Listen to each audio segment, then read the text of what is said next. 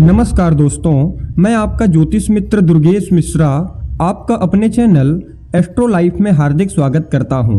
दोस्तों, आज का यह ज्योतिष का कार्यक्रम आप सभी वृश्चिक राशि वाले जातकों के लिए बहुत ही खास और विशेष कार्यक्रम होने वाला है, क्योंकि आज के इस वीडियो में हम बात करने वाले हैं मायावी राहु केतु के राशि परिवर्तन प्रभाव के बारे में। बीते 18 मई 2025 को राहु अपनी वर्तमान राशि मीन राशि से निकल करके शनि देव की मूल त्रिकोण राशि वायु तत्वीय राशि कुंभ राशि में प्रवेश कर चुके हैं। तो राहु केतु के परिवर्तन से इसका क्या प्रभाव पड़ेगा, कहां कहां पर आपको राहु लाभ प्राप्त करवाएंगे, तो कहां कहां पर आपको सावधानियां रखने की आवश्यकता पड़ेगी, इस वीडियो में सभी टॉपिक पर चर्चा करेंगे। और साथ ही साथ वीडियो के अंत में कुछ उपाय भी बताएंगे जिससे राहु केतु के प्रभाव को अपने लिए अच्छा कर सकते हैं। इसीलिए वीडियो में अंत तक जरूर बने रहिए और ध्यान से समझने का प्रयास करिए। और अगर आप अपने जन्म कुंडली पर हमसे परामर्श चाहते हैं, कुंडली का विश्लेषण करवाना चाहते हैं, तो वीडियो के अंदर और डिस्क्रिप्शन बॉक्स में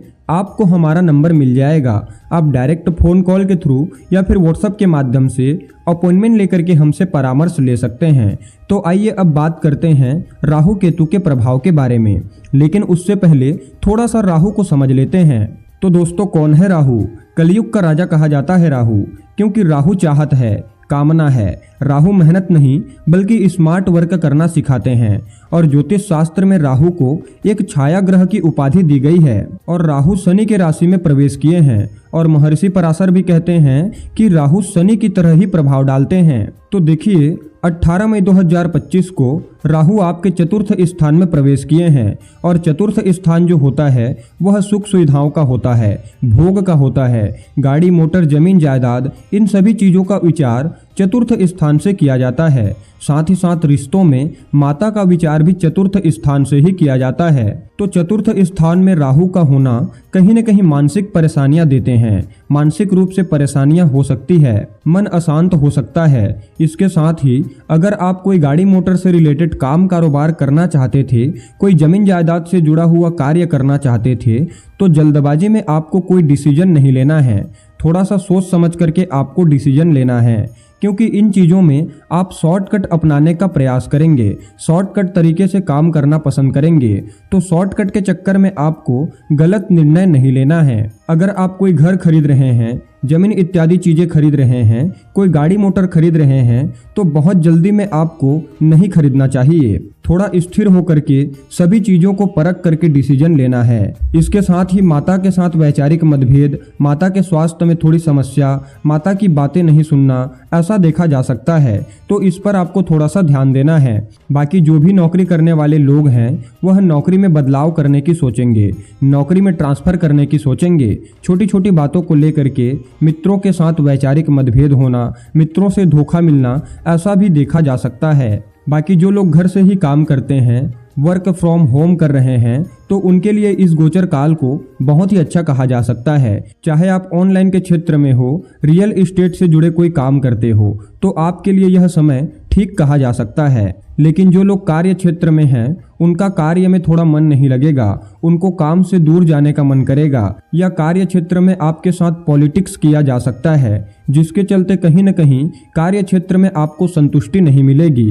क्योंकि केतु भी 10वें स्थान में विराजमान है, तो निश्चित रूप से ऐसा देखा जा सकता है। बाकी विद्यार्थी वर्ग की बात करें तो विद्यार्थियों का भी मन पढ़ाई में कम लगेगा, बार बार ध्यान भटकेगा, पढ़ाई में बदलाव करने का मन करेगा। तो सबसे पहले इस गोचर काल के दौरान योग, मेडिटेशन और ध्यान करना प्रारंभ कर दीजिए।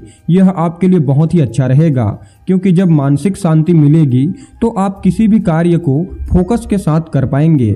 अगर बात करें राहु के दृष्टि प्रभाव की, तो जैसा कि आप सब लोग जानते ही होंगे, राहु के पास 3 विशेष दृष्टियां हैं।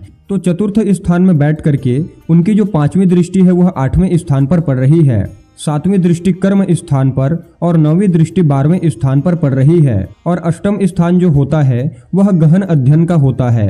तो जो भी आप कर रहे हैं उसमें डीप तक जाने का प्रयास करेंगे, चीज़ों को गहराइयों तक भांपने का प्रयत्न करेंगे। और जो लोग रिसर्च के विद्यार्थी हैं, रिसर्च के फील्ड से जुड़े हुए हैं, तो उन लोगों के लिए इस गोचर काल को अच्छा कहा जा सकता है। आपको वहां से कोई न कोई सफलता जरूर मिलने वाली है, क्योंकि अष्टम स्थान में देवगुरु बृहस्पति भी विराजमान हैं। तो धार्मिक चीजों में भी आपकी रुचि जागृत करेंगे और आकस्मिक रूप से धन लाभ के अवसर आपको प्राप्त होंगे। बाकी दसम स्थान पर भी राहु की 7वीं दृष्टि पड़ रही है और दसम स्थान जैसा कि हमने कहा कार्य क्षेत्र का होता है, तो कार्य क्षेत्र में बदलाव होना, पिता के साथ मतभेद होना ऐसा देखा जा सकता है। इसके साथ ही अपने काम के सिलसिले में आप लंबी दूरी की यात्रा कर सकते हैं और 12वें भाव में दृष्टि होने के चलते आपको व्यर्थ के व्यय करवाएंगे।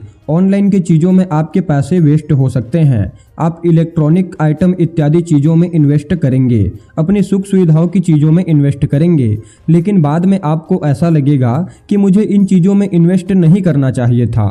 तो अपने व्यर्थ के खर्चे पर आपको थोड़ा सा ध्यान देना है, फालतू के खर्चों पर रोक लगाना है।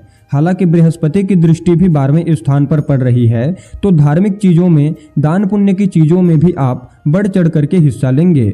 इसके साथ ही आप अपने दोस्तों के साथ, अपने मित्रजनों के साथ बाहर घूमने फिरने जा सकते हैं। अगर कुल मिलाकर के देखा जाए तो आप सभी वृश्चिक राशि वाले जातकों के लिए राहु केतु का यह गोचर कुछ मामलों में अच्छा है। बाकी आपकी कुंडली में राहु की स्थिति कैसी है, यह भी विचारणीय विषय है। अगर आपकी कुंडली में राहु अच्छे होंगे तो अच्छे परिणाम आपको देंगे, लेकिन खराब होंगे तो थोड़ी बहुत समस्या देखने को जरूर मिलेगी। बाकी उपाय की बात करें तो किसी भी कार्य को शुरू करने से पहले माताजी का आशीर्वाद तथा माताजी का सलाह अवश्य लिया करिए। तुलसी पौधे की सेवा करिए और ओम राम राहुआय नमः इस मंत्र का जाप करिए। इससे राहु का प्रभाव अच्छा होता है। तो मित्रों, उम्मीद करते हैं वीडियो आपको अच्छी लगी होगी। आज की वीडियो में बस इतना ही। फिर मिलते हैं किसी अन्य कार्यक्रम में। तब तक के लिए नमस्कार।